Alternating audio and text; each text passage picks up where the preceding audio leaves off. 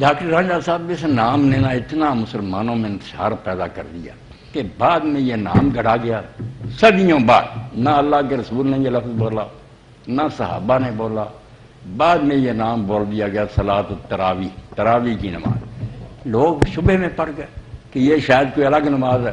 آپ حضرات بالکل یقین جانیں، اللہ گواہ ہے کہ دنیا جہان میں دفتر حدیث میں ایک لفظ نہیں کہ رسول اللہ نے رمضان شریف میں کوئی نئی نماز پڑھی. کوئی نئی نماز نہیں پڑھی، ایک رکعت نہیں پڑھی. وہی نماز تہجد جو آپ کی عادت تھی وہی پڑھتے تھے، وہی 11 رکھتے تھے، لمبا پڑھتے تھے، ان کو خوبصورت بنا کر پڑھتے تھے. اور یہی حضرت عمر رضی نے حکم دیا جب انہوں نے 2 قاری مقرر کیے. پہلے انتشار تھا کہ لوگ اکیلے اکیلے پڑھتے یا 2 3 مل کر کئی جماعتیں الگ الگ کرتے. انہوں نے کہا یار اگر اس وقت ہی تم نے پڑھنی ہے تو بہتر ہے کہ میں تمہیں ایک امام پر اکٹھا کروں. پھر ایک دن آئے جماعت ہو رہی، آپ نہیں شامل ہوتے تھے، نہ حضرت علی ہوئے نہ عثمان ہوئے، کبھی اس جماعت میں شامل نہیں ہو.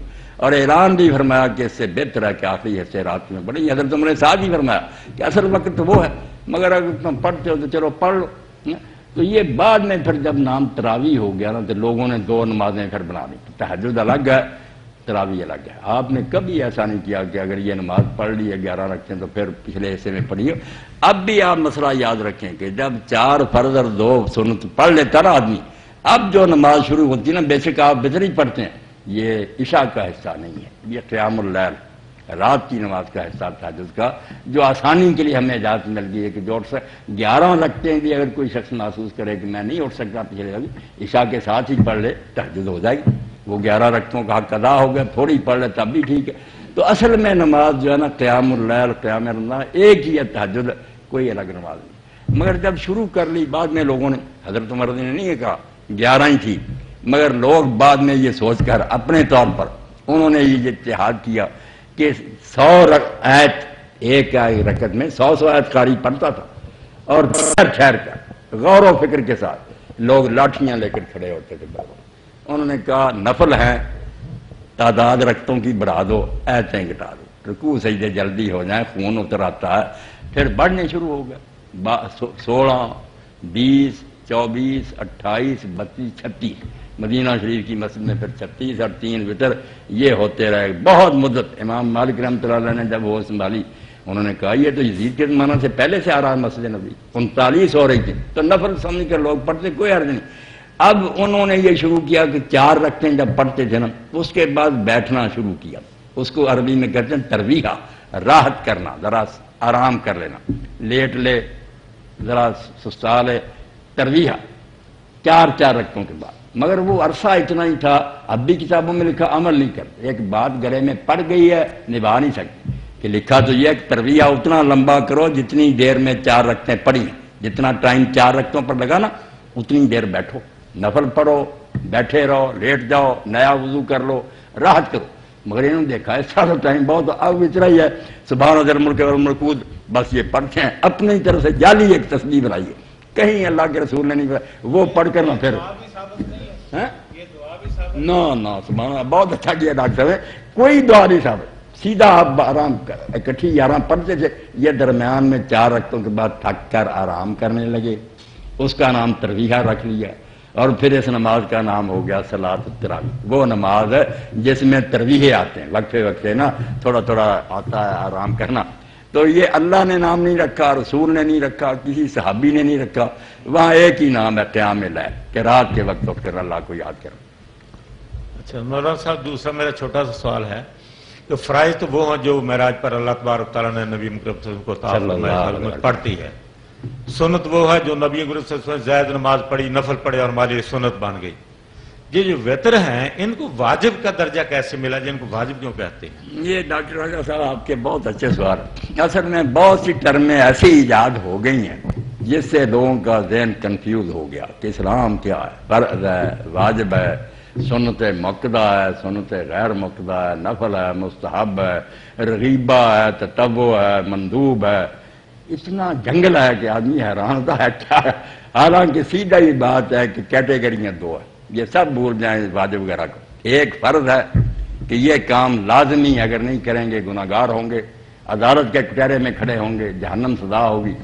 باقی نوافل ہیں زیادہ حضور نے پڑھیں یا کم پڑھیں، نفل ان کی حیثیت یہ ہے کہ جو کرے گا اس کو انعام ملے گا، جو نہیں کرے گا اس سے پوچھا نہیں جائے گا۔ اب رمضان شریف کے روزوں کے علاوہ اتنے روزے اللہ کے رسول علیہ السلام نے سارا سال رکھے ہیں نا، ہر سوموار اور جمعرات کا، یہ واجب کے قریب ہی سمجھ چھوڑے ہی، مگر کوئی مولوی نہیں رکھتا۔ وہاں نہیں سنت یاد آتی کیونکہ روزے سے تکلیف ہوتی ہے، نماز کی سنتوں کا جھگڑا شروع رکھتے ہیں، حالانکہ مسئلہ ایک ہی ہے کہ سنتیں مقدہ ہوں یا غیر مقدہ، آپ پڑھیں گے بہت ترقی ملے گی، انعام ملیں گے بڑے، نہیں کریں گے پوچھا نہیں جائے گا، بالکل سوال نہیں ہوگا کہ تم نے، کیونکہ نہ وطروں کا نہ سنتوں کا مقدہ ہے، یہ سارے الفاظ خود ہی گھڑے ہیں اور لوگوں پر ان کو نہ ٹھونس دیا، نفل اور فرض کہ یہ ضرور کریں، یہ آپ کر لیں گے تو اچھا۔ رمضان کے روزوں کے علاوہ عاشورہ عرفے کا نہ رکھیں، آپ گناہ تو نہیں ہوتا، رکھیں گے ثواب بڑھا کے 2 سال کے گناہ معاف ہوتے ہیں۔ تو یہ سنت اور وطر موقع ملے، طبیعت چست ہو، شوق ہو، پڑھیں۔ جب آپ بوجھ محسوس کریں نا، میری آپ سب سے التجا کہ خدا کے لیے فرضوں کو سنوار کر اس وقت پڑھ لیں، ان کو بھول جائیں۔ اگر آپ 17 رکعت کی فکر میں ہوں گے پہاڑ ہمالیہ سر کرنا، تو کیا شوق سے پڑھیں گے؟ 4 رکعت پڑھ لیں بس، کوئی شے نہیں، وہ اچھے طریقے۔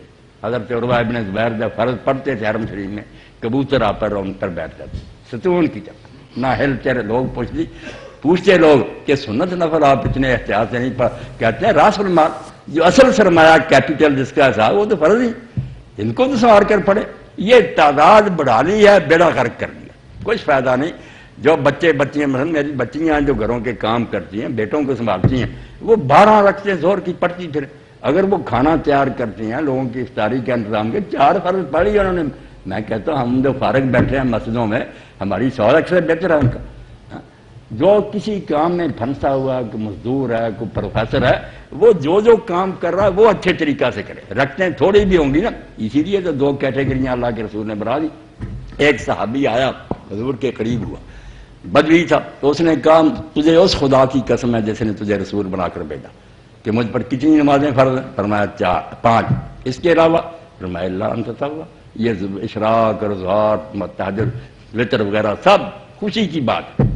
سارا کچھ سن کے نے اسی طرح روزوں کا پوچھا، آج کا۔ بعد میں اس کے کہا اللہ کے رسول میں فرضوں میں کمی نہیں کروں گا، نہ ان میں زیادتی کروں گا، اور یہ سنتیں وغیرہ جو ہے نا کوئی نہیں پڑھوں گا۔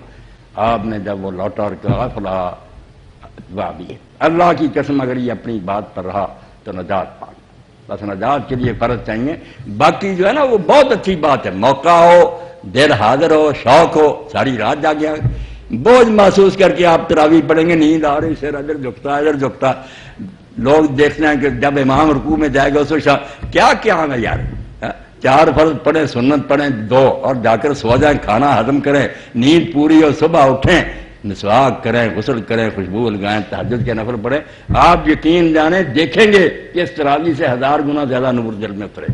وہ وقت ہے جب شیطان بھی سویا ہوا ہوتا ہے، اس وقت لوگ جاگتے نہیں۔ رسول اللہ وہ پڑھتے تھے، حضرت عمر پڑھتے تھے، علی عثمان پہ، ایک خلیفہ بھی اس نماز میں شامل نہیں ہوا۔ حضرت عمر رضی اللہ عنہ بلاتی تنامون عنہا افضل من التی تقوم، اور یہ پہلے وقت جو تم پڑھتے ہو اس سے وہ نماز 1000 درجہ افضل ہے جس وقت تم سوئے رہتے ہو۔ تو نماز تہجد تھی جس کا بیڑا غرق ہوا، غامدی بیچارہ بھی اس سلسلے میں ٹھیک چلاتا ہے کہ اب کسی مولوی کو بھی یہ پتہ نہیں رہا کہ یہ تہجد ہے جو ہم پڑھ رہے ہیں، یہ کوئی نئی نماز نہیں ہے، مگر اس کے عادی ہو گئے۔ مولوی حضرات بھی سوچے، میں ایسے مولویوں کو جانتا، میرے بھائی ہیں کہ وہ سحری کے لیے بھی بوبس کی لوٹ لے، دودھ گرم کیا انہوں نے کہا میں زیادہ سحری نہیں کہ سوئے رہتے ہیں، پیا پھر نماز مشکل سے پڑھائی، جا کر سو گئے۔ اس لیے جان چھڑائی ہے اصل قیام سے کہ تہجد نہ پڑھنی پڑے، تراویح جیسے تیسے نہ پڑھ کے آرام سے سوتے رہیں۔ آپ بالکل یقین جانے اس تراویح نام کی کوئی عبادت دین میں نہیں، یہ تہجد ہے وہ ٹھیک ہے کہ عشاء سے شروع ہو جاتی سارا رات، حضور علیہ السلام نے کبھی اول وقت پڑھ لی ہے، کبھی درمیان میں پڑھ لی ہے، زیادہ آخر وقت میں پڑھی۔